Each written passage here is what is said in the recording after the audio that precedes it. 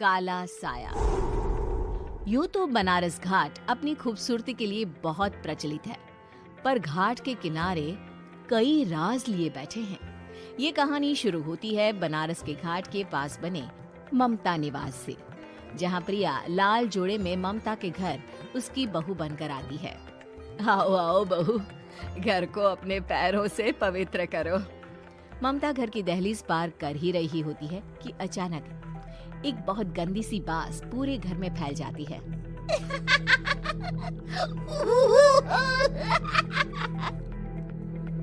ये बदबू और ये आवाजें, ये कौन हंस रहा है माँ? अब ये पड़ोसी ना हमारे थोड़े अलग से है। कहाँ हम शाकाहारी और ये मांस मच्छी खाने वाले। छोड़, तू ध्यान मत दे और गृह प्रवेश कर। और हाँ बहू, अपनी सास की एक बात हमेशा याद रखना, इन पड़ोसियों से तो कभी बात नहीं करेगी। अच्छे लोग नहीं है ये। अपनी सास की ये बात मानेगी ना बेटा? हाँ माँ, जो आपकी मर्जी, मैं उनसे बात नहीं करूंगी। अगले दिन प्रिया अपनी पहली रसोई बनाने रसोई घर में जाती है। ये छोटी बात तो नाक में जा रही है। एक काम करती हूँ, खिड़की खोल देती हूँ। प्रिया खिड़की खोलने जाती है। इतने जाले, लगता है इस खिड़की को कभी खोला ही नहीं गया। पर ऐसा क्यों? ओह, नॉन वेज की स्मेल आती होगी ना। 2 मिनट के लिए खोल लेती हूँ, फिर बंद कर दूंगी। प्रिया खिड़की खोलती है। खिड़की खोलते ही उसकी नजर सामने वाले घर की खिड़की पर पड़ती है, जहाँ एक लड़की खड़ी होती है, हाथों में मेहंदी, लाल रंग की साड़ी, बिल्कुल सजी धजी, मानो प्रिया की तरह ही वो भी नई नवेली बहू हो। वो प्रिया को देखकर मुस्कुराती है।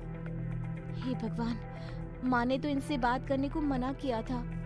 प्रिया फौरन ही खिड़की बंद कर देती है और तवे पर चढ़े रोटी की ओर देखने लगती है, पर वहाँ रोटी न होकर मछली पड़ी होती है।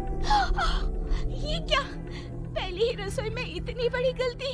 हे भगवान, अब मैं क्या करूं? प्रिया बहुत डर जाती है और फौरन रसोई की सफाई करने और फिर सभी के लिए खाना बनाने लग जाती है। जब वो सबको खाना परोसती है, सब तो ठीक है, मैं बेकार में चिंता कर रही थी। हे भगवान, ऐसे ही बस अपनी कृपा बनाए रखना। रात के वक्त जब सब सो रहे होते हैं, तब प्रिया को पायल की आवाज सुनाई देती है, जिससे उसकी आंख खुल जाती है। ये पायल की आवाज कहाँ से आ रही है? प्रिया उठकर उस आवाज के पीछे छत की सीढ़ियों तक जाती है। तभी उसे बच्चे के रोने की आवाज आती है। प्रिया छत पर जाती है तो क्या देखती है? वही लाल साड़ी वाली लड़की अपनी गोद में एक नवजात बच्चे को घुमा घुमा कर सुला रही है। तभी प्रिया की नजर उसके पेट पर पड़ती है। ओह गॉड, ये तो प्रेग्नेंट भी है। सुनिए, बच्चा सो नहीं रहा है क्या? मैं कुछ मदद करूं?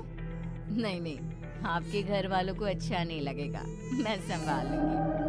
स्नेहा की गोद से बच्चा हाथ मारकर प्रिया की गोद में आने को छटपटाने लगता है। दोनों घर अगल बगल में बने होने के कारण प्रिया उस बच्चे को गोद में ले लेती है। प्रिया के पास आते ही वो सो जाता है। बच्चे का वो स्पर्श रात भर प्रिया भूल नहीं पाती और अगली सुबह वो छत पर कपड़े सुखा रही होती है। तभी उसे एक औरत इशारा करके बुलाती है।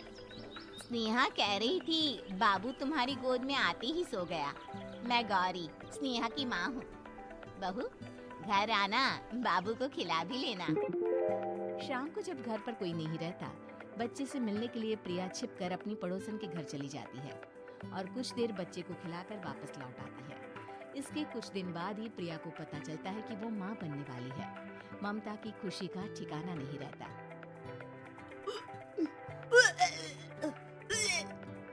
माँ जी, पता नहीं क्यों उल्टी आ रही है। प्रिया भागती हुई वॉशरूम में जाती है तो हरे और लाल रंग की उल्टी करती है। उस उल्टी में से कीड़े निकलते हैं। ये क्या? खून और ये कीड़े! माँ! माँ! प्रिया की आवाज सुनकर ममता दौड़ कर आती है, पर बेसिन में कुछ नहीं होता। प्रिया हक्की बक्की रह जाती है। ये सब क्या हो रहा है? प्रिया घबरा जाती है और अपने कमरे में जाकर सो जाती है। डर के कारण वो इतनी थक जाती है कि उसकी आंख लग जाती है। तब उसे ऐसा लगता है उसके पेट पर मानो कोई बैठा हुआ हो। कौन हो? प्रिया के पेट पर एक 5 महीने की बच्ची बैठी हुई थी, जो बुरी तरह जली हुई थी। माँ, तुम ही मुझे लाई ना अपने पेट में। मैं तुम्हारी माँ नहीं हूँ। कौन हो तुम? माँ, देखो मैं जल गई बुरी तरह से। 6 महीने पेट में रहने को भी मुझे नहीं मिला। सहला दो ना माँ। बचाओ! बचाओ! माँ! ममता दौड़कर कमरे में आती है। प्रिया की बातें सुनकर वो सब समझ जाती है। तू कहीं बगल वाले घर में तो नहीं जाकर आई ना बहू? मुझे माफ कर दो, मैं गई थी माँ।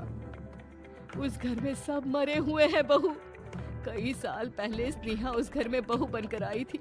कुछ ही दिन में वो एक बच्चे को जन्म देने वाली थी। पूरा घर बच्चे के आने की खुशी में खोया था कि एक दिन अचानक उस घर में आग लग गई। सब बुरी तरह जलकर मर गए।